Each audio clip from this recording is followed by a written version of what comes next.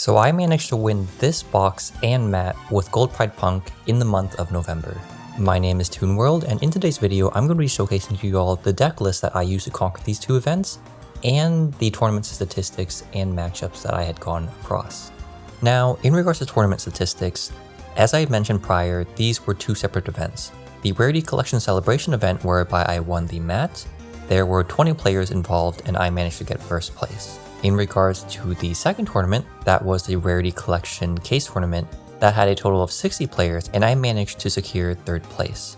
Not too shabby for a deck like this, and really I think my deck list might showcase to you all how I might have been able to do that. Though, if you have any comments or questions during the course of this video, since it's going to be fairly brief, please let me know in the comments below. Also, if there's anything you want further elaboration on, since I might skip over certain details, also let me know in the comments below. Remember to like and subscribe.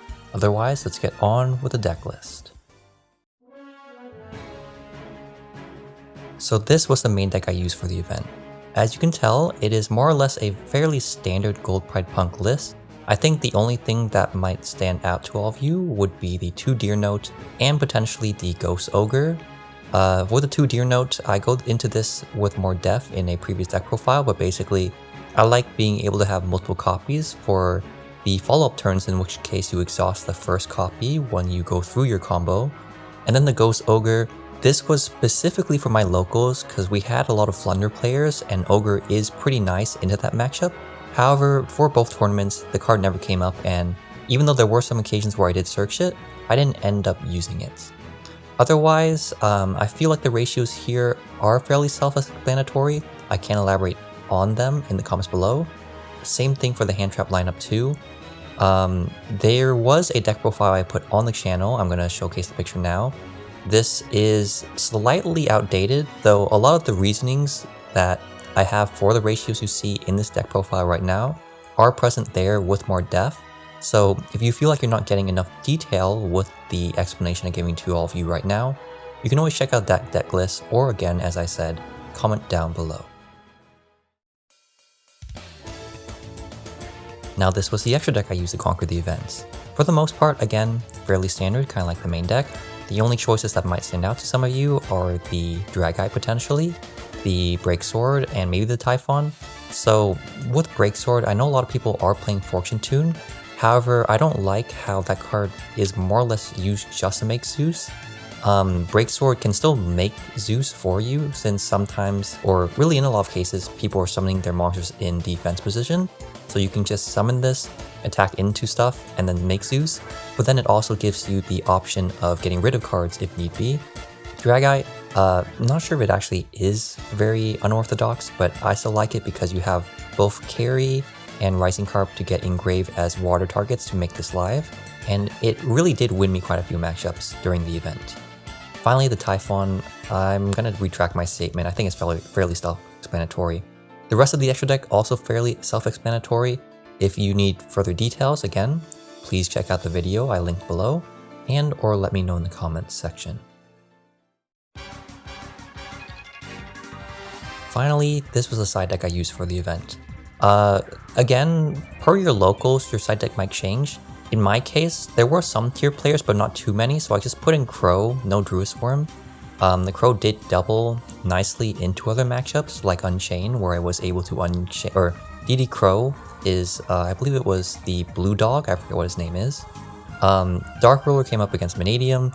G-Barrier didn't actually come up. I'm playing it because there are way too many Branded Chimera players at my locals, so I feel like it's necessary for my particular place. And then the 2 Lightning Storm, Feather Duster, back row decks, Change of Heart, Nibiru, just for combo decks. So overall, this side deck did perform fairly nicely, though it is possible I might change things. For example, maybe making D-Barrier less, there just for Branded Chimera and having it be something else like Evenly, maybe, Droplets, so forth, for Rescue, which is popping up. Otherwise, satisfied with this.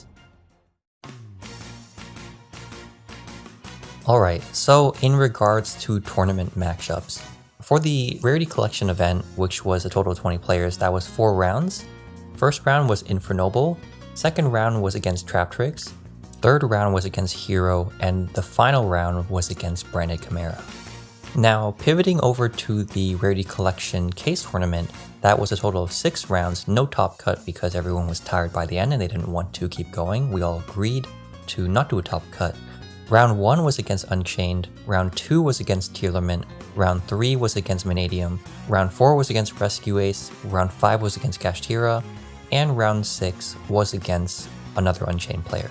So as you can tell, it isn't like I was playing against all these wonky matchups that I could easily win against. I was very much playing against some of the top contenders in the format, and I was overall very happy that I was able to prevail over them. So again, if you have any comments or questions about these matchups, you can check the report down in the comments below, or let me know via individual comment in the comments section. Overall, I'd say I'm pretty satisfied with what happened. Of course, that is easy for me to say, I did get first and third, but I mean that more so than just my performance. Overall, the deck is holding up pretty damn nicely this format. I think the fact that it can run so many different hand traps, draw into them because of your particular engine, the way P.U.N.K works, and then still have plenty of options to break your opponent's board, I think this makes P.U.N.K a very strong rogue option in the format. Whether you want to play it Gold Pride P.U.N.K like I am, I obviously prefer Gold Pride P.U.N.K just because I feel like it has more extenders versus something that is more pure and relies on all these random board breakers.